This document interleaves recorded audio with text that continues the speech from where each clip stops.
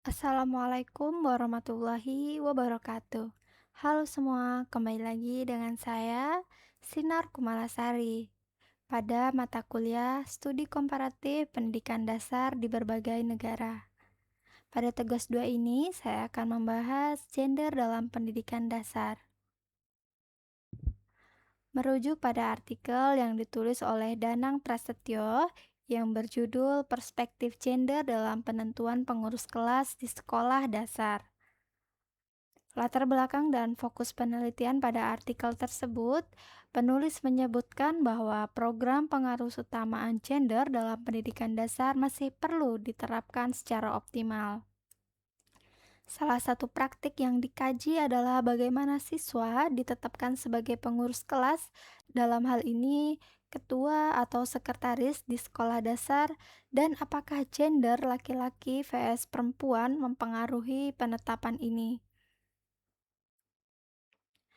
Penelitian ini menggunakan metode kajian literatur atau deskriptif kualitatif untuk menganalisis bagaimana perspektif gender muncul dalam konteks pengurus kelas.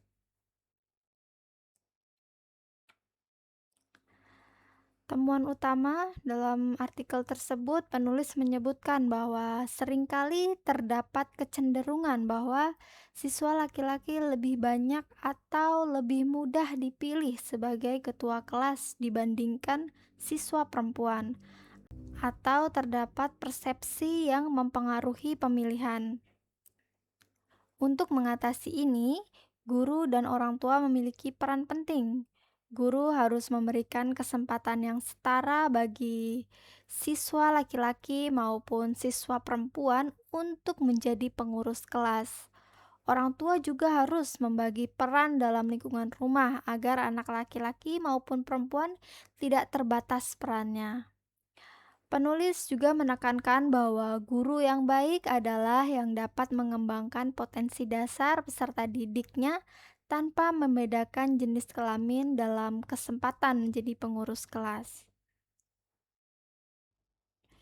Implikasi dan rekomendasi yang terdapat pada artikel yang pertama, perlu adanya kesadaran lebih besar dari guru bahwa pemilihan pengurus kelas bukan hanya soal administrasi atau kebetulan, namun bisa menjadi momen untuk menumbuhkan kesetaraan dan penghargaan terhadap potensi semua siswa.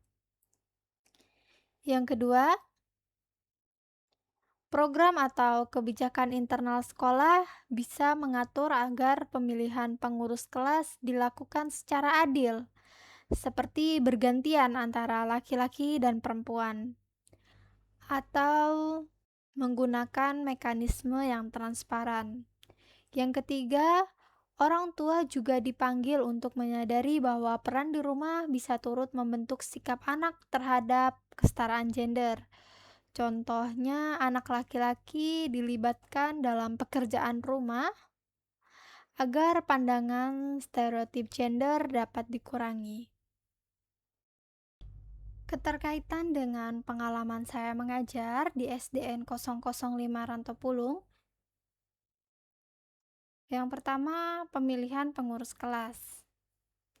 Di sekolah tempat saya mengajar, sudah diterapkan untuk pemilihan ketua kelas dan sekretaris sering dilakukan oleh guru dengan mempertimbangkan siswa yang paling aktif, teratur, atau disiplin, baik itu laki-laki maupun perempuan. Saya mencoba menerapkan mekanisme bahwa siswa perempuan juga dipertimbangkan secara bergantian untuk menjadi ketua kelas. Ternyata respon siswa cukup positif. Saya menyadari bahwa ketika seorang siswa perempuan menjadi ketua kelas, suasana kelas sedikit berubah. Teman-teman laki-laki juga tampak lebih menghargai siswa perempuan tersebut sebagai pemimpin, dan siswi tersebut merasa lebih percaya diri. Yang kedua, peran guru dan orang tua. Pada artikel menekankan peran guru dan orang tua dalam membentuk kesadaran kesetaraan gender.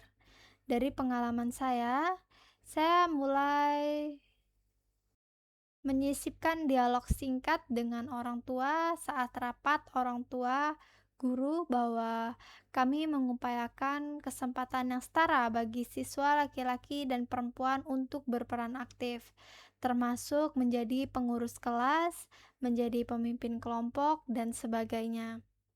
Di rumah, saya juga menghimbau orang tua agar anak perempuan maupun laki-laki membantu pekerjaan rumah tangga secara seimbang sesuai usia mereka, agar sikap bahwa anak laki-laki hanya main, anak perempuan hanya bantu di rumah bisa diubah perlahan. Potensi pengembangan lebih lanjut.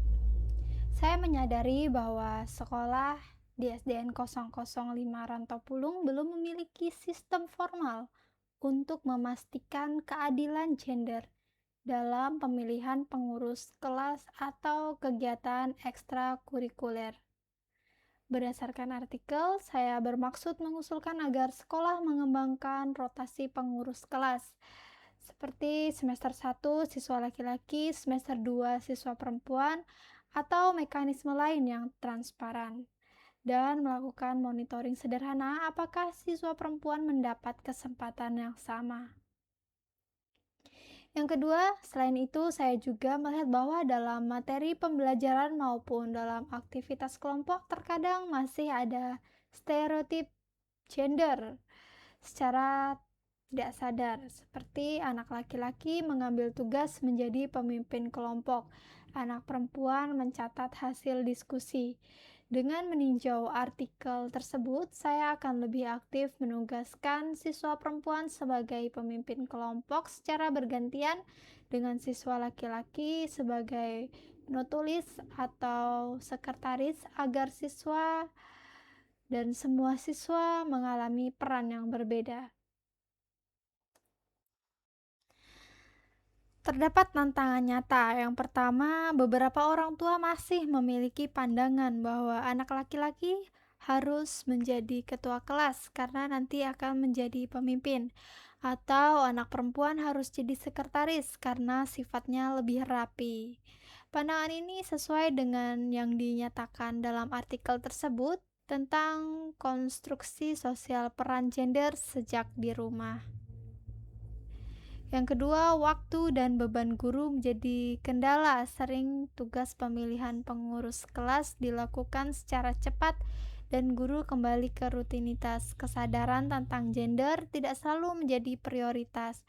Artikel menjelaskan bahwa perlu perhatian khusus agar bias gender tidak terus-menerus terjadi. Selanjutnya merujuk pada artikel yang ditulis oleh Susana Rodriguez tentang gender differences in mathematics motivation.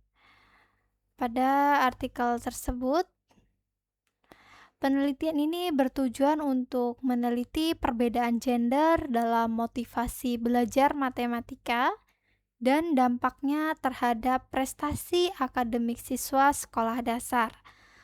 Latar belakang penelitian didasarkan pada observasi global bahwa anak laki-laki dan perempuan sering menunjukkan tingkat kepercayaan diri dan orientasi motivasi yang berbeda dalam mata pelajaran STEM, khususnya matematika.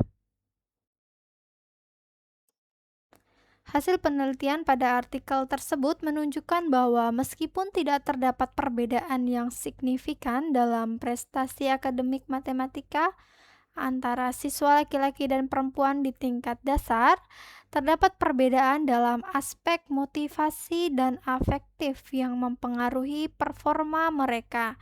Khususnya anak perempuan cenderung menunjukkan sikap lebih negatif terhadap matematika, termasuk motivasi yang lebih rendah, persepsi kompetensi yang lebih buruk, dan tingkat kecemasan yang lebih tinggi dibandingkan anak laki-laki. Namun hasil analisis regresi menunjukkan bahwa persepsi self-efficacy atau kepercayaan diri terhadap kemampuan matematika dan emosi akademik, misalnya kecemasan, memiliki pengaruh positif terhadap performa matematika. Tetapi pengaruh ini berbeda menurut gender. Kecemasan matematika tampaknya hanya berpengaruh negatif terhadap nilai siswa laki-laki dan tidak signifikan terhadap siswa perempuan. Selain itu, meskipun adanya perbedaan dalam sikap dan emosi, hasil penelitian ini menegaskan bahwa faktor motivasi dan emosi merupakan variabel penting yang dapat mempengaruhi pencapaian akademik dan harus menjadi fokus untuk meningkatkan partisipasi dan keberhasilan siswa perempuan dalam bidang STEM sejak usia dini. Adapun keterkaitan pembahasan dalam artikel tersebut dengan materi yang terdapat dalam modul MPDR 5302, yang pertama, stereotip gender dan persepsi sosial terhadap anak usia dini. Dalam artikel dijelaskan bahwa gambar dan bahan ajar secara tidak langsung memunculkan stereotip gender, seperti gambaran perempuan yang kurang mampu atau hanya bertugas sebagai pendukung di lingkungan sekolah. Pada modul membahas pentingnya memahami dampak stereotip gender pada perkembangan sosial dan psikologis anak usia dini. Materi ini menekankan bahwa persepsi sosial yang muncul sejak dini dapat mempengaruhi cara anak untuk mengenali peran gender yang dianggap sesuai, yang pada akhirnya memengaruhi minat dan motivasi mereka dalam belajar, termasuk di bidang STEM. Yang kedua, peran guru dan pembelajaran yang inklusif. Dalam artikel disebutkan bahwa guru harus mampu memilih metode dan bahan ajar yang tidak stereotip serta memberikan perlakuan yang adil kepada semua siswa, baik laki-laki maupun perempuan. Pada modul menyoroti bahwa guru berperan sebagai faktor utama dalam membentuk lingkungan belajar yang inklusif dan mendukung perkembangan potensi setiap siswa. Strategi mengajar yang sensitif terhadap aspek gender dapat membantu mengurangi bias dan memperbaiki motivasi serta kepercayaan diri anak, sejalan dengan materi dalam modul yang membahas praktik pedagogis yang mendukung keberagaman dan kesetaraan.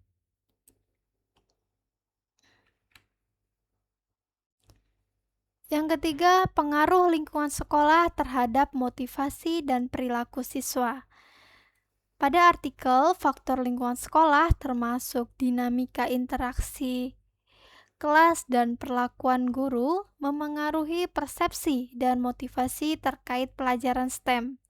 Pada modul membahas pentingnya menciptakan lingkungan belajar yang positif dan mendukung keberagaman, termasuk dalam konteks gender, guna meningkatkan motivasi belajar dan mengurangi anxiety yang dihadapi siswa. Lingkungan yang mendukung akan meningkatkan rasa kompetensi dan percaya diri siswa, terutama perempuan dalam mengikuti pelajaran yang cenderung dipersepsikan sebagai bidang laki-laki. Yang keempat, pengembangan strategi intervensi dan pendidikan karakter. Pada artikel dan modul sama-sama menekankan perlunya intervensi yang tepat, baik melalui bahan ajar, strategi pengajaran, maupun pelatihan guru untuk mengatasi bias gender dan meningkatkan partisipasi anak perempuan dalam STEM. Pada modul memuat materi tentang pengembangan program intervensi berbasis psikologis dan pedagogis untuk mendukung siswa yang mengalami kesulitan, termasuk anak perempuan yang merasa minder atau kurang percaya diri dalam pembelajaran matematika dan sains. Pendekatan ini mampu memperkuat keberpihakan terhadap pengembangan potensi semua anak secara adil. Demikian pemaparan saya pada tugas 2 mata kuliah studi komparatif pendidikan dasar di berbagai negara. Kurang dan lebihnya saya mohon maaf yang sebesar-besarnya. Wabillahi taufik wal hidayah. Wassalamualaikum warahmatullahi wabarakatuh.